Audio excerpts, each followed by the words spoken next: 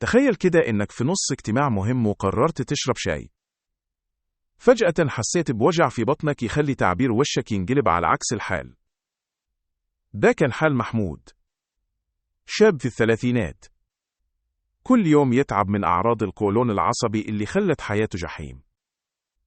محمود كان عنده أعراض مش عادية: ألم شديد في البطن، انتفاخ وغازات مزعجة، وفجأة الإسهال اللي يظهر في أي وقت، ممكن حتى بالليل. وجه خائف، والشيء الغريب إن الأعراض كانت تتراوح من حالة لأخرى، يوم إحساس بالراحة ويوم تاني جحيم. الموقف الأقصى كان لما بدأ يحس بالقلق من كل وجبة يأكلها، لأنه كان مش قادر يتحكم في الآلام. بناء على دراسات، 15% من الناس في العالم بيعانوا من القولون العصبي، لكن محمود كان من النوع اللي شاف أطباء كتير وللأسف ما حصلش على العلاج الكافي.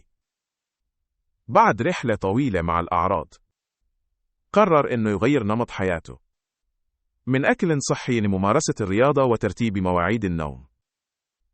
لكن السؤال: ليه التعب ده لازم كي يكون في حياتهم؟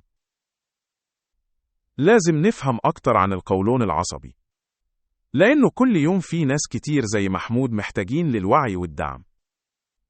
سماعة طبيب.